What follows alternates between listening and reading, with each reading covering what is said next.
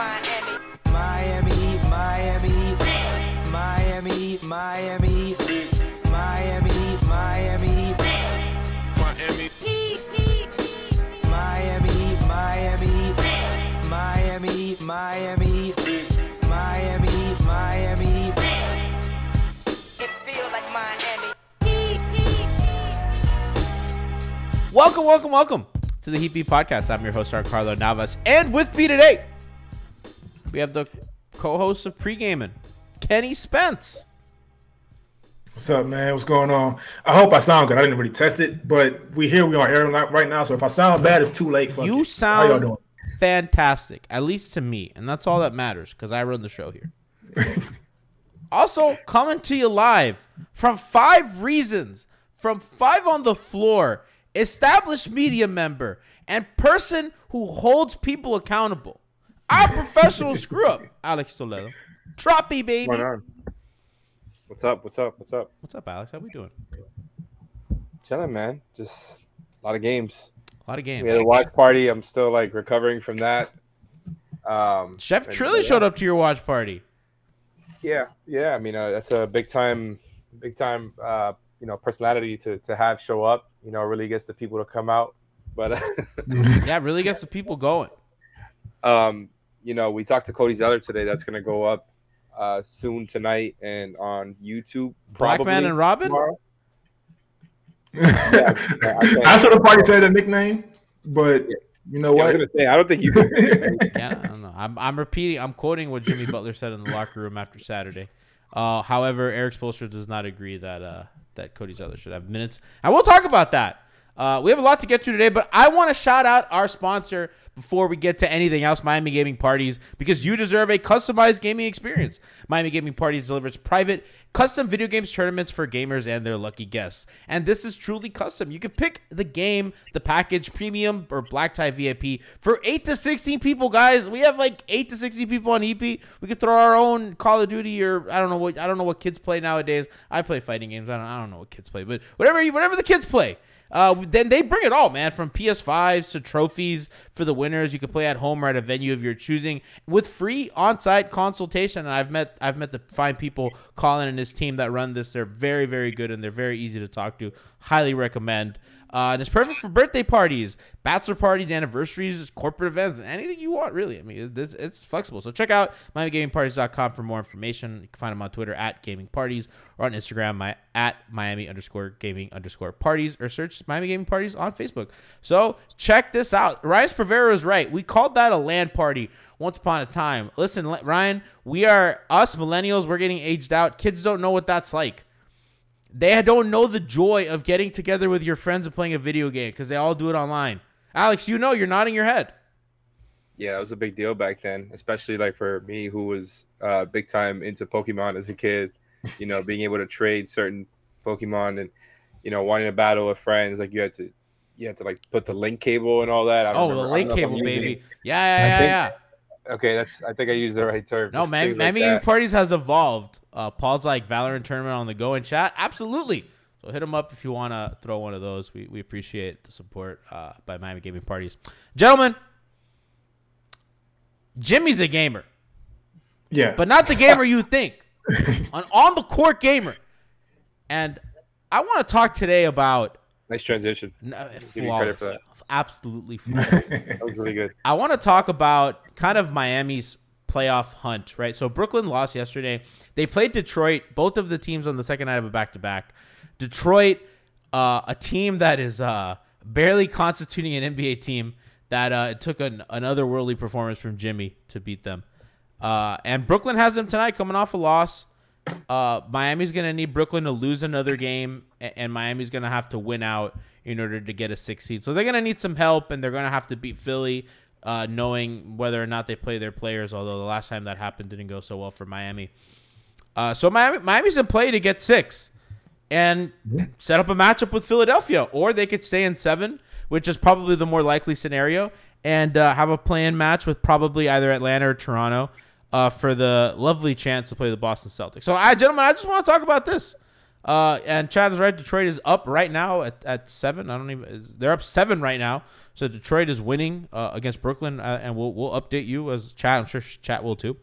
As we go, it's 25-18 over there. I just want to talk about like how we feel about the Heat going in, like with matchups and stuff.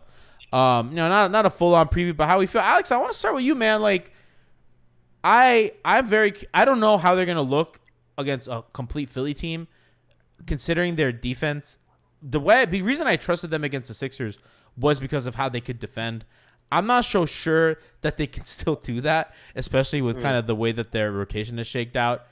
How do you feel about a Philly matchup, and like, does 6 even entice you for that reason?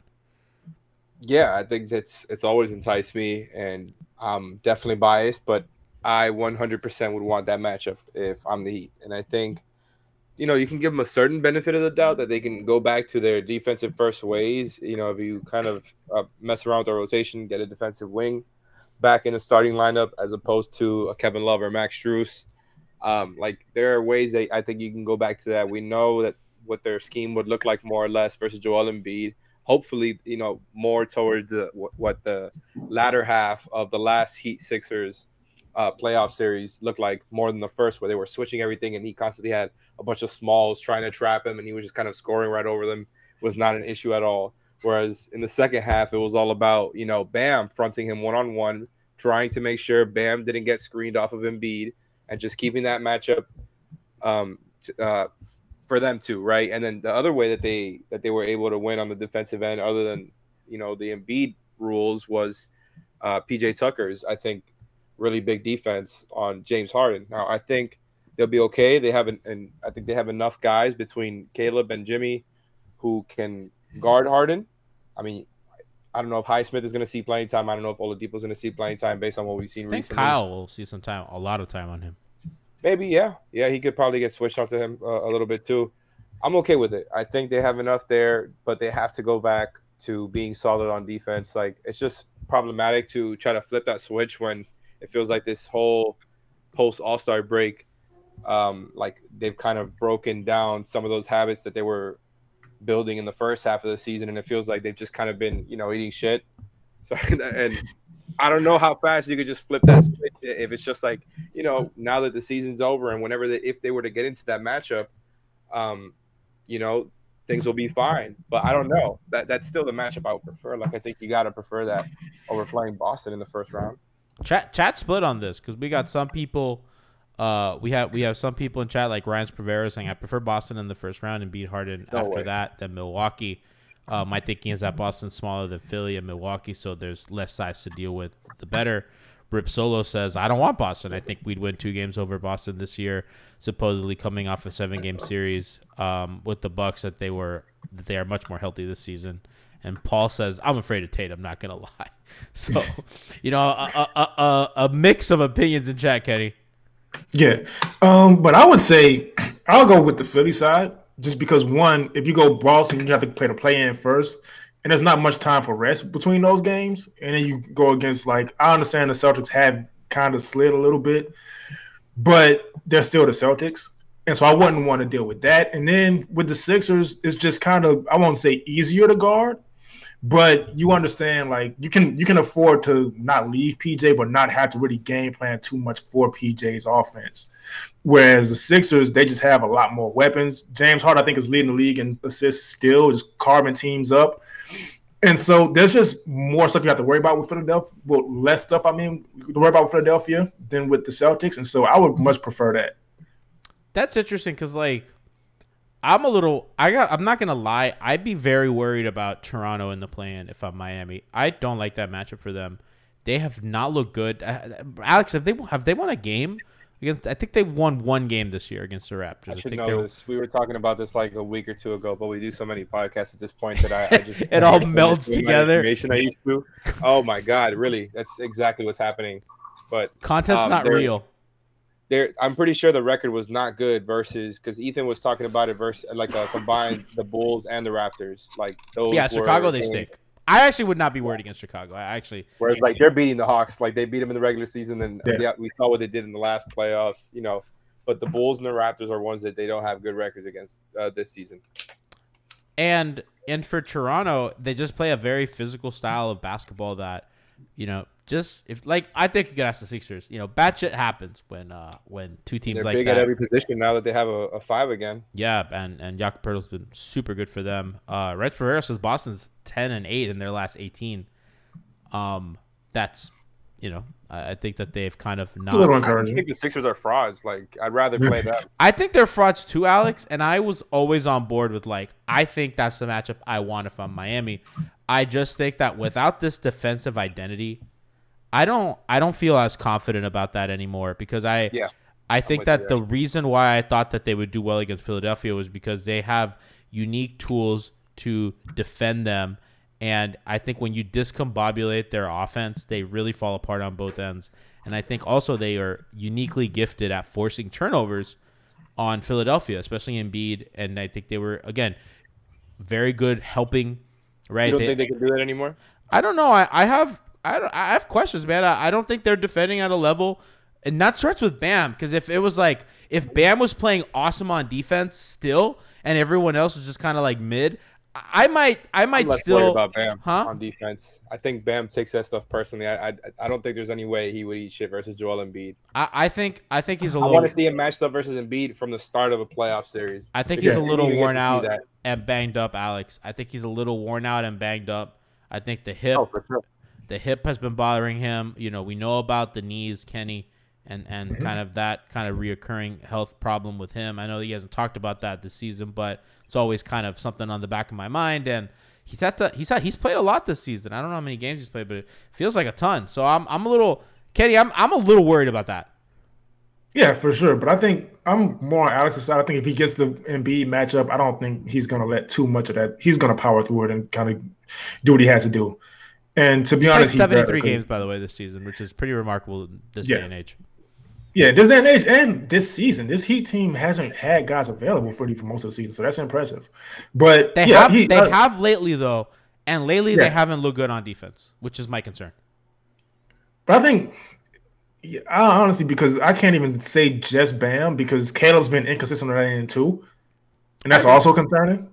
And then I don't know, Gabe lately just decides when he's gonna be Gabe on defense and when he's not, and so I don't know. I'm hoping for them to be able to turn around, but they're running out of time. And so I'm on both their sides a little bit. I think I prefer the Sixers matchup, but either way, the slip on defense concerns me because as good as the offense has been recently, I still don't really trust it. I just trust Bam defending those wings a little more than what Philly provides because I also think that Maxi's a problem for them that they truly just haven't really shown that they have a recipe to defend that. Bam should not be on the wings in a Sixers series. No, he shouldn't. But in the Celtics series, I think you're more comfortable with that because really, their role threats don't scare you. So then Bam can start helping. And I think, Jimmy in that series, Jimmy's helping Tobias and kind of being a help defender. And I think a lot of people on Twitter have been, pretty dismissive of Jimmy's on-ball defense. Jimmy's a great on-ball defender. I think he's just a better help guy. But he's fantastic on-ball. And I think having him available to kind of take some turns on Jalen and Jason with Bam also taking – they have more – and I think Highsmith will be huge in that series, and I think we've seen him play well in the Celtics. So, I don't know. I think I've come around to I'm a little more comfortable with the Boston matchup. And wow. Yeah, no, I think I'm there. What happened to what you were saying on literally your last podcast? I was just listening to that today. Yeah. And you were talking about how much you hate the Sixers. Now you're completely breaking out of character, trying to be objective. What am I here for? I do hate the Sixers. I thought we were gonna hate on the Sixers. I do. No, I do. I think they're frauds too. I think they lose round 2 to Boston or whoever they play. I think the Heat would make a Celtics series competitive. Neither one would be easy. I don't think the Sixers would. I think Miami loses to Boston in 6. But I think man, that if they steal one of those first 2 games. Coming back to Miami tied 1-1. Oh, baby. We're so back. Mm-hmm. We're so back. That's all you got to do. That's all you got to do. That's all you got to do. I think I'm coming around to G's side, though, because they do have those 2 guys who are amazing. But I just, you know what? It's going to depend on what the Heat do because I did want to see Max on the starting lineup recently, and he's looked pretty good. But either way it goes, they're going to have to, like Alex said, get a defender back in there. And I think in that case, that benefits them against Boston a little more because you're gonna need a Caleb and, like you said, a Highsmith and a bunch of other people in there to guard them. And so I think that works out a little better and makes things not easier because it's not going to be easy. But the Celtics don't have a speed demon like Tyrese Maxey, where it's just there's nothing you can do about him. You can kind of figure out ways to try to match up with the Celtics. This is gonna sound crazy. I just trust Max on like Jalen more than I trust Max on either Harden or Maxey. If in there's kind of switching kind of scheme. Alex, you're making a face. Think about it. No, you're right. I think it's fair to say that just because Jalen doesn't have. Jalen's a better player than those guys. I want to make it clear. Like, Yeah. I think Jalen Brown is like a fantastic basketball player who that's a winning matchup for Jalen Brown. Like, don't get me wrong. I'm just saying, like, I feel like less He can is go limited wrong. as a ball handler. Yeah. I just think, yeah, he's a shakier ball handler and he's not as quick. And I think that with some kind of team defense, you know, they can maybe weather that storm because I don't think that you're going to outright stop that guy. You know, he's too talented, but, you know, I think if you're Miami and if you're like, well, how can we upset a team in the first round? It starts with like, can we kind of like get a couple of these guys off their game a little bit by maybe forcing some turnovers? And I'm starting to feel like it's more likely they can do that to Boston because I don't trust what they can do defensively against the Sixers as presently constituted with their current rotation. I think it's honestly, I'm surprised that you lean that way with that part too, just because I feel like I still think if I had to bet money that he's going to end up starting Caleb. I don't know if it's sooner than later. I don't know if he would do it game one. Do you think he start Lowry? Because Alpha's been on the train of like, Spo's going to go on this. I don't think he will, but I certainly think it'll. I think it's certainly an option. Lowry is not the level of player that Goran was. I in the agree. bubble. I agree. So it's not a good comparison. Even though I like what he's giving you off the bench. Like I think he's been solid since he came back, and that's why I think I would just keep it there. I think it's working as well as anything works on this team. Yeah, exactly. Just and you know the one like you know the 3-man combo with Lowry, Love, Caleb, extremely small sample. You know they're killing it in those minutes. The new starting lineup, quote unquote, with Max and Gabe, with Jimmy Bam and Tyler, also small sample, a little bit bigger than the other one, but also killing it in those minutes. You know they're pretty above average in those. Like I think he's community lost, but that need to. You know, be the actual starting lineup, I think, for a playoff matchup. Like, I would not be surprised whatsoever if one of those other guys was back in the starting lineup, whether it's Love or Caleb, even though I'm good on Love staying on the bench. Like, I think he looks like, you know, Kenny wins. He's giving you a Kenny monicum wins. of Minnesota Kevin Love. It's crazy. He's giving you a monicum of Minnesota K Love with, like, these cuts to the post. And, you know, sometimes he's drawing two. You know, you're easy basketball, not just spacer. So I think he gets more of a rhythm there. You're not playing against the best units of the other team. I think he's good there. They hated him because he told the truth. I mean, look, I thought he could be okay as a, you know, kind of in that Kelly Myers role where you start him for a while and they kind of start each half, but he's already kind of played himself out of that. I think he should just stay on the bench, stay getting 15, 18 minutes a game and being productive in those 15, 18 minutes. Now they just got to, you know, they chose between him and Zeller.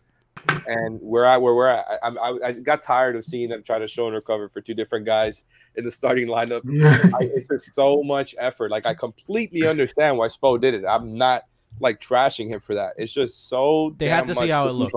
And I did it, yeah, for sure. But I just think it wasn't worth it. Like, it wasn't worth the cost, even though the lineups ended up being kind of neutral with Love there as a starter. But I feel like you're not getting the offensive output you want, and you're getting it more with him as a backup 5 and with those lineups with Jimmy. So I'm kind of just good with that where it's at. I think they end up starting Caleb, though. That's what I would probably end up guessing versus Boston or Philly. I think they're going to end up going towards the safer option, the more conservative option, where you can have an extra wing defender. Caleb's, you know, one of their more stable shooters this season, just from a percentage standpoint. Like, he can hit that corner shot. There's nothing perfect. There's no perfect solution. I just don't think Max or Kevin Love are great options as starters versus those teams. Like, there's just so many matchup problems, I think. I think chat's kind of coming around. Go ahead, Kenny. Yeah, and that's the thing I kind of like. Obviously, I said it very loud and like not well thought out when I was saying it. But the thing with Kevin Love starting is just that he's the type of player to where I wouldn't say he needs his own unit. It's a little crazy, but all his skills don't necessarily fit what the team needed from him. Like, yeah, he shot amazing from the corner this season in Cleveland, but overall from three, he kind of didn't. And so, but he is one of the better playmaking bigs we've seen in this generation. And so if you have him in a lineup with Tyler, with Bam, with Jimmy, you don't really have a chance to use that before you take him out. So it's kind of useless. And so you put him off the bench with Kyle to where they can kind of not go back and forth. Obviously, Kyle has a little more, but you can use Kevin Love a little more in the high post and kind of run all kind of counters and stuff Tyler's like in that. the lineups too now. Yeah. And they can also use him on and off the ball. It just fits better than trying to like get something out of Kevin Love in the first 6 minutes. It's kind of difficult to get Bam, Jimmy, and Tyler involved and also have Kevin Love doing stuff. I've liked the change. I think it's worked again.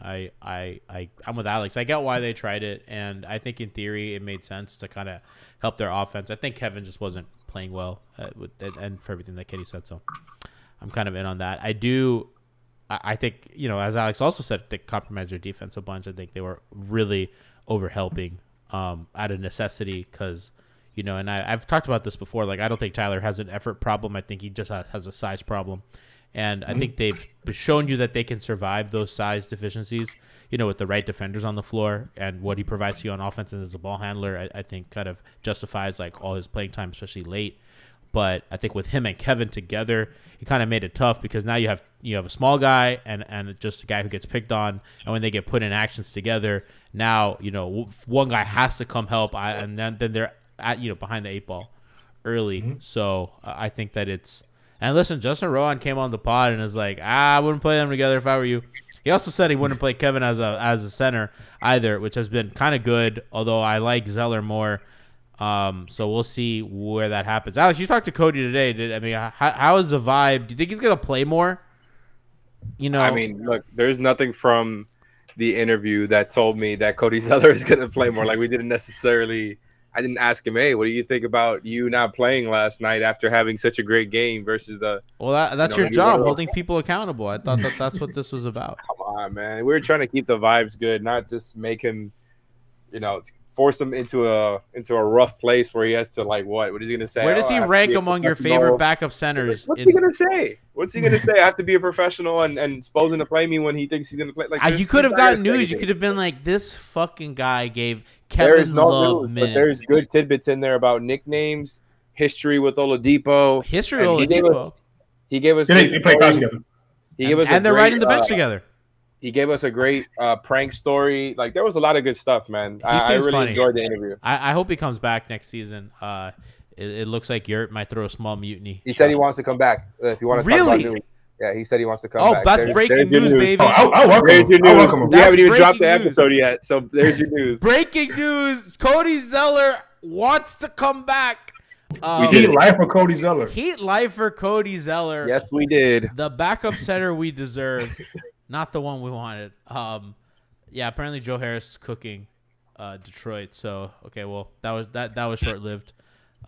Hopefully I think the Magic play them. Hopefully the Magic can take care of them, as Orlando does. I'm telling you. I have a question for you. Yes. Based on the playoff matchups that we were talking about, just kind of as we're talking it through here, I was talking about how I think I would want to have Bam just on Embiid as much as possible. Obviously, it seems like an obvious thing to say, but it's harder to do because teams are obviously going to be throwing screens all over the place, and the Heat like to switch off-ball screens. We've obviously seen them switch on-ball screens in the past. I don't know, when you have to be that,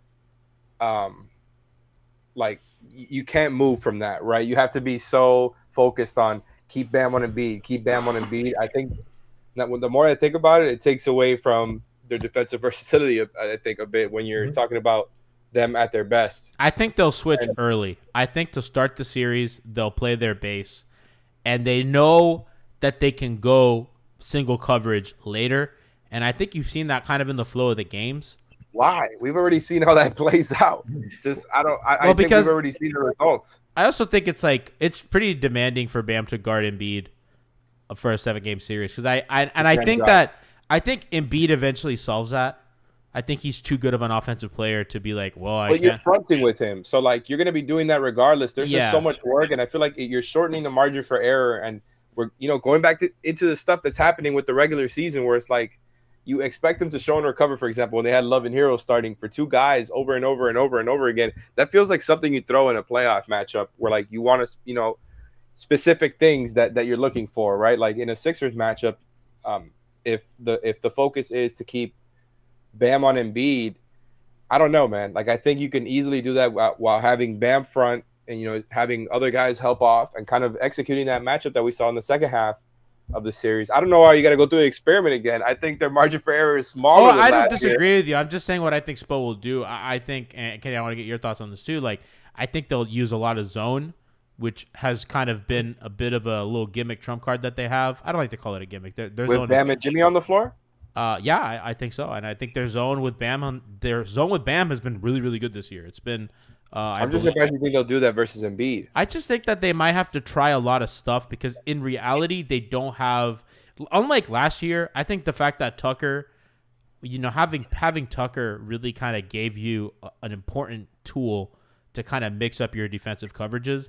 Now I think Caleb serves that purpose. Huh? Now. I think Caleb kind He's of not, serves all. but he doesn't have the I know. size that PJ does, and they use PJ to guard Embiid a lot, and he was their backup five, and kind of the PJ with Jimmy helping worked in spurts. I don't think they have that option, and I think having Love guard Embiid. I think you have to stay. Oh yeah, no, I was definitely not talking about Caleb. No, but I'm just saying, like the game's gonna ebb and flow, right? So it's like there are gonna be times where Bam's on the floor and Embiid's on the floor. Because you can't give up those switches, though. You can't give them those damn matchups. And that's why you go and recover. But I agree. No, I agree with you. I just think they'll go to that, and I think the zone's gonna be kind of something. I just think that they're also gonna go to a lot of late help, like late doubles on Embiid. I think what they want is Harden to dribble the ball out of the clock, run an action, get Embiid, send a bunch of help from the corner, make sure that Embiid does not, because Embiid loves to roll to that kind of center of the floor in that little paint area, like right under the free throw line. Like that's his spot, and he does that little push shot, and he's like automatic from there. And I think if you're Miami, you're like, okay, well, that action is like the most dangerous thing on the floor. I think you could send two there. I just think and you can really kind of like, I don't think you want to duck too much under the screen because you don't want to give Harden kind of that angle. But like if you have to like vacate Tobias, and if you're Jimmy, who's probably going to spend time on him, and you're like, okay, well, I'm going to make Tobias Harris have to be a great player to beat us, and we're just going to have to send help and fly everywhere, then so be it. But I think you cannot allow that to happen, like that Embiid pick and roll to get to that middle of the floor. And if you got to send, I don't know who would be the corner man, but you got to send whoever the corner man is to almost pre-rotate. Yeah. And kind of Jimmy also kind of duck into the pick and roll. So if it's Bam and Gabe Vincent, for example, you have Jimmy kind of pinching in, and then you have that corner man kind of coming in, kind of pre-rotating to make sure that if Embiid does catch that ball, he's swarmed by 3 or 4 jerseys, and you make him make that pass.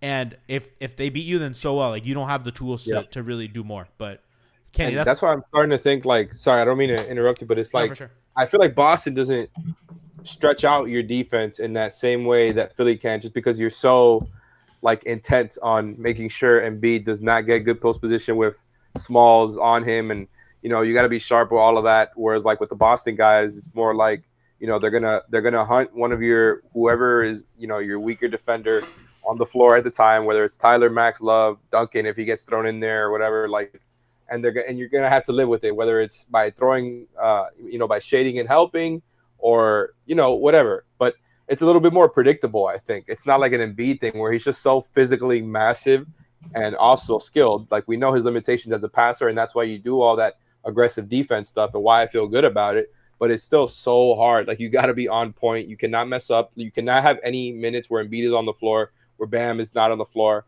and also Jimmy, of course. But I'm just saying, like, you got to minimize the areas where, they can really take advantage there. And, I think acquiring Melton and PJ definitely helps them because they're going to make things hard for the Heat. Like, they're a pretty good defense, too. So they have more guys that you can pick on than Boston does. But even then, like, Jimmy, the guys that are good defenders on the Celtics, Jimmy can still pick on them. He can still pick on Derek White. He could still pick on like a Brogdon if he wanted to.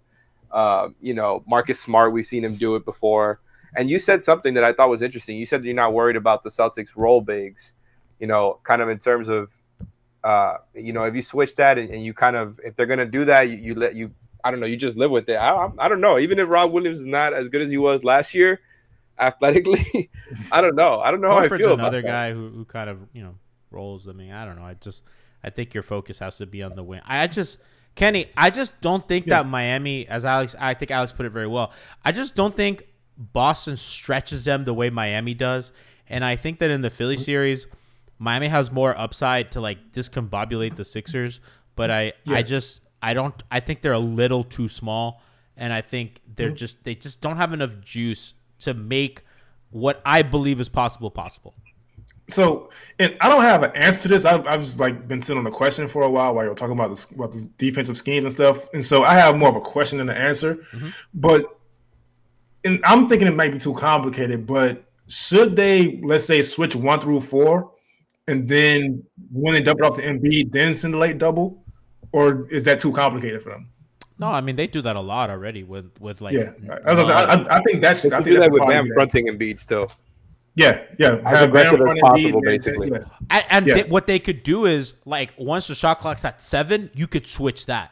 So like if they run an action with like 7, right? Because if you switch and they don't really, I mean, I think once they switch though, I think Harden kind of goes like he'll get the matchup he likes. But I'm saying in the event that they get a reset or something and you have 7, I think Bam could switch onto Harden at that point, and if you kind of force him to either make a play or to make a pass that under a little too much duress. And that's actually the kind of plays that Jimmy and Kyle really get a lot of their turnovers from. I think Kyle especially is really kind of good at knowing when there's a pass under duress and kind of getting under the receiver of the ball and kind of getting like those like low pokes and stuff like that. I think that's what he's really good at. So I think you can, and I think that they're a veteran team, and that's why you want veteran teams, right? The point, what is kind of Kevin Arnovitz says, you win championships with grown ass men. It's because you need them to follow instructions like that, and like sometimes young guys go a little rogue. Alex, I mean, they've thrown all kinds of stuff out, like for the past 2 seasons, 3 seasons, whatever. But specifically this season, like I think they're capable of doing these types of things, executing different coverages and whatever you're going to do. And I'm excited to see Spo as the underdog doing that, whether it's against the Celtics or the Sixers. And I think Jimmy specifically, we could talk about the rest of the team, but Jimmy specifically loves being the underdog.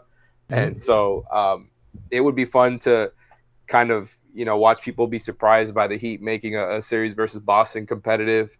If it went down to 6 or 7 games, that would be awesome. Obviously, if the Heat won, that would be great. And not even like from a fan perspective, just for us at 5 on the floor, Heat beat. Like we need this team to keep going because man, the offseason is going to be tough, and we're going to be tough. We're going to be beating the dead horse with so many of these damn podcasts and topics. I'm not ready for it. Like this season has been long, but it's already like, man, I'm not looking forward to the offseason. I'm waiting for the playoffs. We got Moose and Frankie on draft beat already. They're just excited, bro. So at least whatever, they'll milk that. You know what? To Alex's point too, and I'm glad I don't pay attention to Heat Twitter anymore. I kind of like exited Heat Twitter I gave Heat Twitter like an Irish goodbye. I just pretty much don't talk to them anymore. But you understand what the reactions are going to look like when the Heat do what they have no choice but to do and just bring a bunch of guys back on tradable contracts. Exactly. I'm not looking forward to I mean, they can't upgrade unless they like throw some first round picks at the problem. Like otherwise, they're not going to have anywhere near cap space. They're going to have to bring back their guys because you can get them over the cap, and they're going to be relatively cost controlled. Compared to other guys out there. I don't think any of them are going to demand big contracts, so you're probably going to get most of them back, and then maybe they trade a guy or two. How did this become off-season first round picks? But that's it. That's it. I'm saying, I want to talk about the on-court product. I don't want to talk about. No, but that's the point. Contracts. That's the point that Kenny's making, though. It's like they're so limited that I'm not looking forward to an off-season of repeating myself over and over. So let's not do it now. Okay, my fault. What else were we saying before we got derailed? Before you started scolding me? Yeah. I'm just sick of that shit. I call you Ethan Scoldnick. We're gonna have plenty of time to complain about salaries and shit. Let's listen. I'm enjoying talking about the actual game. There's basketball to be played that matters, and Oh, man. they're not going to tank. And I want to talk about what they may do. Well, you know what? Because we kind of glossed over what Jimmy Butler did yesterday, and that was hilarious, Kenny. I want to just award him as the greatest troll of all time. Dog. This man did not look at the basket for 3.5 quarters. It was so funny.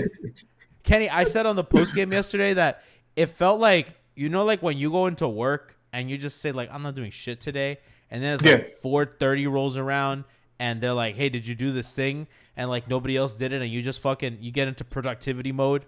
That's what Jimmy did. That man did not want to work that day, and fucking 4:30 rolled around, and he's like, I got this. And So clocked out. There's an actual story. I forgot what series it was. I think it might have been Phoenix. Well, Kobe. Somebody said something about Kobe not trusting his teammates. Oh yeah. He just refused to shoot the ball. Mm-hmm. I literally thought Jimmy was doing it. I thought somebody pissed Jimmy off, and he was like, "You know what? I'm not passing. You say I don't pass the bam, I'm passing everything." I literally thought that, and then I look up fourth quarter. He's just 7 for 7 in the fourth quarter. Oh, it was crazy. What did he have? 18 points. Alex? 18 in the fourth quarter. Yeah. 9 through 3, 18 in the fourth. Crazy. And like effortless. It didn't even look like he was forcing shit. It just looked like, oh man came to hoop. Man came to hoop. And that's why I think he's my favorite Heat player now after Wade. I think that he makes more of an impact in we're gonna address that in a second.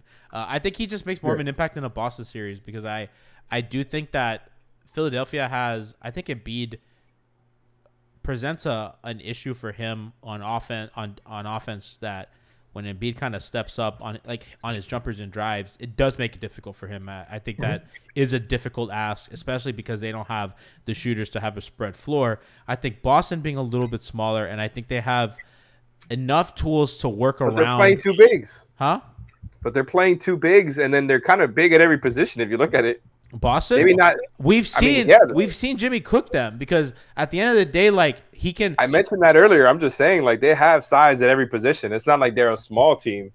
No, I know, but it's not as imposing as Embiid, right? Like I think listen, we saw last year they decided I'm not guarding PJ Tucker, and Rob Williams is like under every pick and roll that they're doing, and it doesn't matter. They're gonna do that with Caleb. It doesn't matter exactly. They're gonna do it with Caleb. They're gonna do the same thing, and it did not perturb Jimmy very much because also, unlike Embiid, I can make the same case for the Sixers thing where we saw Embiid come step up, and it did not perturb Jimmy very much. I don't know. I do think there's an officiated thing as well, and I think it's just I don't want to create a controversy. I just think that like a guy like Embiid is going to be officiated differently than a guy like Rob Williams, and for sure. Embiid is going to be afforded more contact because of kind of his stardom on the offensive end. And it's not a conspiracy, it's just fact, bro. You have to be physical with him to guard him. Exactly. Like that's how that works. So and I think Jimmy kind of works off of contact. He's not like a guy that like I'm looking only for contact, but he's a guy that loves contact and can finish through it. So he almost always wants to initiate contact first. It feels like that's always the goal. And yeah, no, it's for gonna sure. be tough when they start collapsing the paint, man. But he has his plan B when he doesn't get that whistle. I think some guys only go in for Harden only goes in for contact, right? Jimmy's like contact first, basket second, then the true grift. Yeah, Jimmy's trying to get an and one every time. Yeah, absolutely. It's crazy how good he is at that. It's ridiculous. And not turning the ball over. And how reliable, anytime the other team is on a run, Jimmy's just like, give me the ball, I'm going to get to the line. And it just works every single time. I also think that, in a Sixer series, if you screen with guards, Embiid has an easy time helping off of Bam, right? So if you do run – Miami's best actions are Tyler or Lowry screening for Jimmy. 100% that has yielded the best results, or Duncan or whoever the small guy's on, they get the best stuff. I think Kyle and Tyler particularly have been really, really good screeners for him. Very, very physical. Maxey going to have to work on the defensive end. Huh? Maxey going to have to work on the defensive end whenever he's on the same time as Jimmy. That's what you want him to do, though. That's barbecue chicken for Jimmy. But what happens is in minutes where Embiid's on the floor, now, in a play, again, there is the Doc Rivers factor to this that we don't talk enough about. That guy fucking sucks. And listen, sometimes Doc Rivers is really good. In the regular season last year, they put Embiid on Jimmy, and it absolutely discombobulated Miami's offense. And it was similar to the way that Vogel put Anthony Davis on Jimmy in the finals. And Miami was able to solve that very creatively with initiating handoffs with Crowder instead of their center. And they did a lot of funky shit to kind of get Jimmy out of that and then back into an action. In this kind of series, without their shooting and without their like litany of bigs that can do stuff like that, it's going to be difficult for them, I think, to kind of maneuver that defensive adjustment that we never saw in the playoffs last year, because Doc Rivers is going to Doc Rivers. So we might just be – Doc Rivers just might be the hand in Spoa series too. Like, we should not overlook that. We're talking about a matchup that's like probably not even going to happen too. I know. I just think it – listen, I mean, well, what's the score of this Nets game? It's gone back and forth. I know can I clear something up? They're I'm confused 11. about this. I think it would be good for the fans because I'm confused about this too. I thought the only scenario where the Heat could get into 6 was Brooklyn they win needs to out. lose one more. I thought that the Nets had to go like one more win and then they had to lose the rest of their games and then the Heat had to win out. It was like that type of scenario. No, there's 2 scenarios. If Brooklyn loses out, Miami can lose 1 game. If now because they lost, they only have to lose 1 more game. Miami's a game back in the standings. So yeah. So technically they're 1.5 back because they don't have the tiebreaker. They don't have the tiebreaker. So They each have 3 games left, including tonight against Detroit. So if they win against Detroit, likely, I believe they have, I think it's Orlando and Toronto or Washington. I'll double check right now. I don't know why I keep thinking I know we play Orlando. Yeah, they have Orlando on April 7th, and then they have the Sixers April 9th. Philadelphia likely sitting everybody not playing for anything. So I think their best bet to lose a game is that Orlando game. And so if they lose a second game, Miami has to win out, which includes tomorrow night against Philly. Now, if they lose against Philly, they need the Nets to lose both games at Orlando and against Philly. Okay. A little bit more flexible than I thought. Those are the scenarios. Because again, winning so where would you last put night the odds at right now? Where they land? Huh? Where would you put like an estimate of the odds right now? Where they end up? I'm not gonna lie. I'd probably put like 75% that they land at 6 at 7. Oh, okay. I was gonna say 7, that's what I thought. I don't know. Kenny, do you agree? Yeah, I think so. They got the Sixers on tomorrow, right? Yeah, that's our hangover time It's episode. gonna be a little tough. Can't wait. You know what? I bet they pull that win out tomorrow though. I don't know who plays. I don't know if Embiid plays. I don't know what. Because they have this spot locked, right? It doesn't matter to them anymore. No, I think the thing was that I read today was that they need Boston to win, right? Or lose. Sorry, so Boston's they're down. playing the Raptors tonight. Boston's down 1 to Toronto right now. Philly is 2 games behind Boston, so they're technically still in contention for 2. Milwaukee, I think, is a game away from clinching 1, if they haven't already. I don't know who has the tiebreaker between them and Boston. Cleveland is 2.5 back of Philadelphia. I don't know who has a tiebreaker in those scenarios. So it's not, everything's still close enough. I think New York's locked into 5, I believe. Or I think no, they're 3 back of Brooklyn. So not even New York is locked in at 5. So nothing's really set yet. It's been super close throughout. So pretty much locked in. I think Boston's a likely matchup. I get worried. The one thing I worry about is the Raptors playing Miami. I don't like that matchup for Miami. Need the Hawks to win tonight, man. Hawks are up. Listen, but here's the thing with the Hawks. You know the thing with Atlanta, that they have like 40 straight games of being a game within 500. The Atlanta Hawks right now are 1 game over 500. Oh no! That does not. They won the last game too. Yeah, I think they're 1 game. So if they win tonight, the streak's over, and Atlanta is the most mid team ever. And hold on. I'm looking right now at the actual box score of the game going on. It's still the first quarter. The Wizards are not playing anybody, brother. They're playing Beal, Porzingis, Kuzma, and the Hawks are at home. Like, if they lose this, man, I don't even know what to say. Like, the Wizards are not even in a play-in hunt anymore. Like, this should be a guaranteed dub for the Hawks. Listen, don't sleep on Kispert. Yeah. Porzingis is playing really well. I was wrong about him. Oh, no. No, he's not playing. I know he's not. I'm just saying that I was really wrong about in general, yeah. I was really wrong about Porzingis. The Wizards are about to go all in on that big 3. Low key, how many guys have gone to Washington and looked amazing? I think it's a mirage over there. Westbrook looked fucking awesome there. It really was incredible. Porzingis, Kuzma. I'm not falling for it anymore. Well, Dinwiddie was ass over there. He was. Yeah, he was. Because there's no crypto over there. He just needs he needs just a little digital. That man wanted his contract to be paid in Bitcoin or some shit like that. What a fucking nerd. He should come here and be friends with that fucking crook Francis Udonis' best friend. I'll never get over that. Oh man, isn't Jimmy getting sued for some crypto shit? Yeah, he is getting sued for some crypto shit. So is Steph though. Allegedly. I don't know though. We should get a legal expert on to talk about that. I don't know what's going on with Jimmy. Are you in? I know some Heat Twitter legal experts. Oh, we gotta get on that. Mikey Sanchez, get on here. The Canes lost, so get on here as people don't stalk your flights. Shout out to Mikey. Yeah, what was that? You know what? Tell me. That was the weirdest Heat Twitter. It wasn't even Heat Twitter. It was like Canes Twitter. I don't know. It was the lamest beef ever. It was like a beef about who had college basketball flights, and it's like, bro, just leave Mikey alone, bro. Who dislikes Mikey Sanchez? Come on, bro, leave him alone, bro. Just what's going on? I can't even lie. Canes Twitter and Dolphins Twitter look like scary places. Canes Twitter is wild. Canes tailgates are weird, bro. It feels weird. I don't know. I haven't been to many, but it feels like a different place.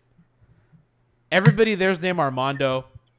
It's the thing I've noticed about like Canes fans. There's a lot of racism, which is weird considering the Canes' history. Like it's real fucking weird to be racist and like that team. But I don't know, man. We live in a strange city, Kenny. we live in a strange city, Kenny. Carlianos doesn't watch it. I don't know what I'm watching, but yeah, I don't know. I've kind of come to I mean, we really talked a lot about the Sixers. I just pray to God they don't have to play Toronto. I don't want any of that. That I think is doomsday for Miami. Yeah, like having that bloodbath of a game and then having to go into a Boston series. And they could lose. By the way, I would not pick them. I straight up would not pick them to win that game. I don't blame you. I don't. You've been saying it the whole show. But I do not pick them to win that game. And I don't blame you either, but they're going to be at home, and I think the whole thing you've seen all season is that they've been pretty good in the clutch. You trust Jimmy to be the closer, and Jimmy's a Raptors killer. I was at the game at home. Jimmy's not a Raptors. I was at every damn game. I was at that one too. So. They lost that game at home, bro. I was there. That was the first time I ever sat in a suite. It was quite delightful. You weren't paying attention. Yeah, dude. They had a cake platter that they bring to you. I was like, what the fuck? What? I never want to sit with Christian Hernandez again. This is a lot. I had a fucking waiter to overcharge me for gin and tonics. Just free popcorn. I think the arena needs to get off the Bombay Sapphire. Can we get some real? Can we get a fucking local gin or something? Can we get like Harry Blues or Tropical Distillery in there? I'm sick and tired of fucking Bombay Sapphire in my gin. Shout out Tropical Distillery. Huh? Shout out Tropical Distillery. Good area for a really good gin. I bought the gin last time I went. Great liquor. Great stuff. Can the arena be filled with local products? They make their own drinks. It's really good stuff. Okay, well they don't pay us, so let's chill with that. When they pay us, we'll chill. Until then, we'll hang out on that. Can I ask you a question about Bam really quick? Yes. How do you feel about this whole thing where the field goal attempts have been down by like 4 or 5 or whatever the number is? That much? It's the All-Star break. No, I mean it's something where like it's a significant drop. Maybe not that much, but do you buy into any of the narrative where like him and Jimmy can't both be at the top of their games from an offensive perspective, or it was just like, oh, Bam was the guy, was the number one offensive option. 2020 never happened, Alex. 2020 never happened. That was a mirage created by the government and Pat Riley to trick you into thinking that they could be good on offense. That never happened. We made it up. 2022 never happened. It's fiction. 2022 never happened. That one was invented by a writer. I know that I'm just saying, I think it's been a little weird, especially now with the hip stuff. Like, I just hope it's not a bad timing thing with Bam where he ends up having, a series where his field goal attempts are hovering around like 12 instead of like 16 or whatever it was at. And people are like, oh, man, he reverted back to the old Bam. And then everybody's saying he's not a max player, he's not a big, and it's the whole offseason of that. And now you're really just the Bam that I used to know. He just doesn't get the credit, but I just wish he would go back to what he was doing pre-All-Star. You don't think he gets the credit that Cody Zeller gets? I wonder what's happening there. I mean, wait. You're telling me that defenses aren't worried about Cody Zeller like they're worried about Bam Adebayo as a roller. No, Man, hey, G told me that was an actual conversation that happened, and I just didn't even want to believe People it. wanted to trade Bam, bro. It was crazy. Alex, it was so bad all that over Chef Your Trilly, comments, my comments, Locked On, all of the comments are littered with that. Chef Everybody's Trilly, crashing with not it. our comments. Our comments are too busy hating me. Go look at YouTube. Our comments? Yes, everybody's comments. It's not, It's, I think our audience has been pretty good about that. They mostly say G I'm not stop talking about breathing into Twitch. the mic so hard, or G get on a treadmill, That's been a thing or forever. G stop going to Fireman Derek's. All these litany of fat jokes. Yeah, right. Go look at YouTube. It's a bunch of trade Bam. Bam sucks. Not a center. Not a max player. That's all just that Siobhan. Oh, I'm kidding. God. I love you, Siobhan. I'm kidding. man. I'm kidding. I'm kidding. I Why are love you you. trying to alienate I love your you, Siobhan. I love you. viewers, man? Siobhan's like my sister. She's the best. I love her. I mean, listen, it's that's just the reality of fandom, right? I think that they see Zeller and Dedmon have really kind of positive like output as a role man with Jimmy, but I also think that part of that is like it's Jimmy plus roller plus against a bench lineup, and that typically goes well. Those also tend to be the most shooting heavy lineups because usually it's like Tyler and Max along with those guys. So it's like the two guys or Duncan lately, right? So it's like the guys who actually shoot the ball well, and there's just more space in that Mavs game, especially. What was Kenny for our agenda? What was the big thing in that Mavs game? Duncan played. Hell yeah. And there's spacing and Max had a really good game that night, which I think and also a really important thing. So it's like when you got to stay home on Max, that those slip lanes are in, and I think you saw Bam do some of it yesterday. Was Jimmy doesn't move quick, so Bam is more used to like the Dwayne, Kyle, and Goran school of pick and roll, where it's like I'm gonna pick and I'm gonna roll, and Dwayne kind of lofts it over, or Goran and Kyle just kind of go. But they kind of go quick. Jimmy likes to mix up his timings, and I think those backup centers just had a knack for that kind of thing. I think you saw it yesterday. Bam kind of screened and waited a second, and then his man would kind of come into Jimmy, and then Bam kind of rolled behind him and then got like dunks. And it's like, yeah, he could do it too, bro. He's just doing other stuff on offense. And it's that's all true, but it's also just as simple as there's no coach in the league being like, hey, guys, we need to do whatever we can to stop Cody Zeller on these roles. Exactly. That's just all it is. Like he has those opportunities because nobody's game planning for him. The extra help is coming in the paint for Bam. They weren't even doing that when he was at Indiana. It's that simple. I think, and I don't even want to like entertain that too much because I do want to give Cody Zeller his credit for executing on that because that was needed. But that's really just all it is. There's nobody's game planning against Cody Zeller. Man, that Mavs defense is so bad. It's terrible. It's porous. Even though it was put out today that the Heat's defensive rating since All-Star break is worse than the Mavs. Our defense is bad too. Have you watched them? They fucking let Detroit score all over them. I know, man. And that's Detroit. kind of why I'm not as confident about that Sixers matchup. Like you said, I just think you have all those good habits you built up in the first half and the second half of the season. Like you've been one of the bottom 5 defenses by defensive rating. Their half-court defense is taking a huge dip. Transition defense is taking a huge dip. There's nothing gimmicky about it. So like now to try to, recapture some of those good habits and being on point with every single action for multiple efforts, every possession, like, man, that is going to be so hard when you're talking about being on point versus Embiid and Harden or Tatum and Brown. Like, I don't know if they could just flip that switch. I feel like you should give them a little bit benefit of the doubt because of, who they've been since Jimmy's been here, who they've been since Pat's been here, just from like a defensive first type of mindset. But man, like, I don't think that's reasonable to do, to try to flip a switch and build back good habits after kind of eating crap for the past 2 months. And I don't know. I think it's going to kind of result in an earlier exit than they wanted, than they expected for this season. And it's going to be kind of the perfect end to the season, just from a karma standpoint. They got to build back better, man. Oh, my God. This is such a bad slogan. Like, this is not even political. It's just like, it just sounds ridiculous. I'm sorry. This is not political at all. I just think Alex is like, the branding is off here. I mean, there's a different conversation about how the Democrats' branding is just off, but we're not, like, what does that mean? Build back better. Yeah, Like I don't know, man. It sounds like something to do with physical therapy. I don't. Miami Heat beat. Build Like a back better. 7-step program to rebuild your back after a traumatic injury. Yeah, absolutely. Call 1-800. Build back. Yeah. Use promo I'm picking code. the Sixers matchup because Dwayne Dedman plays for the Sixers. I forgot about that. By the way, he's been even worse there. Oh my god, I need. Oh, my. You want the lineup data? Hold on, I'll give you the lineup data. He like doesn't play that much. Doc playing him versus the Heat in the playoff series. Oh my god. I would really appreciate if Doc Rivers did that. That would be very funny.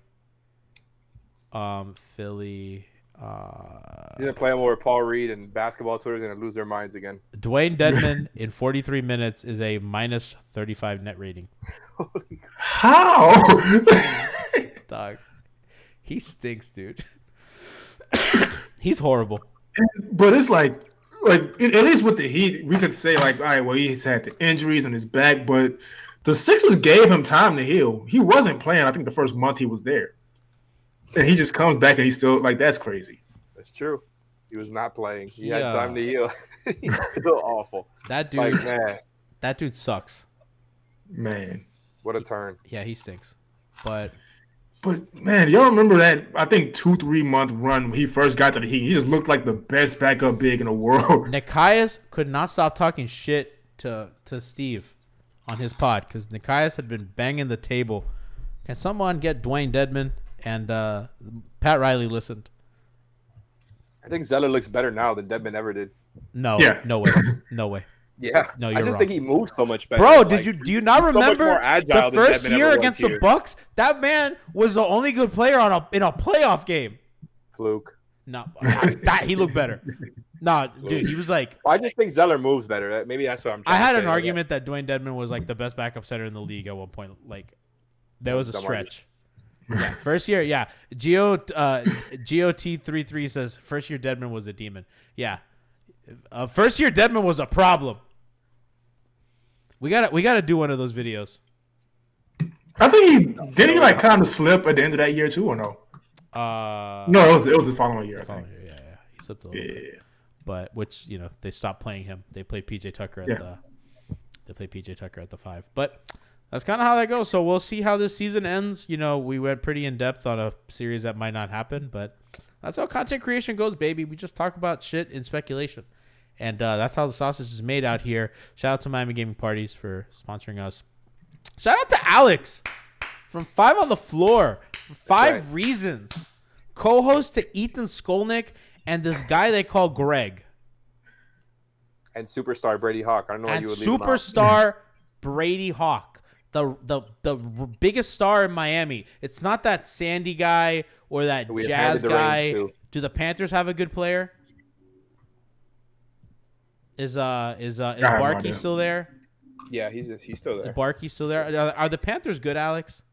I don't know. I don't know why you would ask me that. You come 5 reasons. Is Brady Hawk better than Tyreek Hill? Is Brady Hawk better at basketball coverage than Tyreek Hill is at football? I think so. I think Brady's at that level, dude. I think Brady. He's there. I think it's like Brady. I think it's like Zach Lowe, Nikias,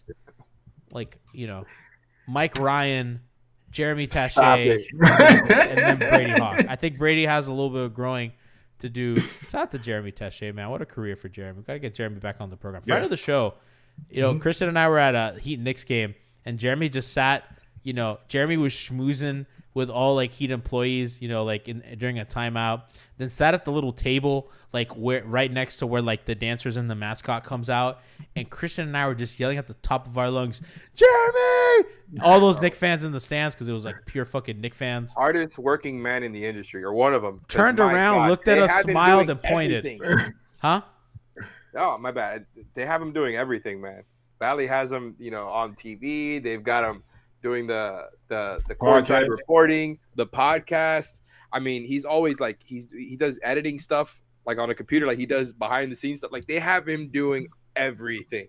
Oh, so, for sure. I know. In Game 7, I think this is decent. Last season, Game 7 versus the Celtics, he was next to us in Media Row, and man, he had 2 laptops out. One actually on his lap, one right above it on the table in Media Row.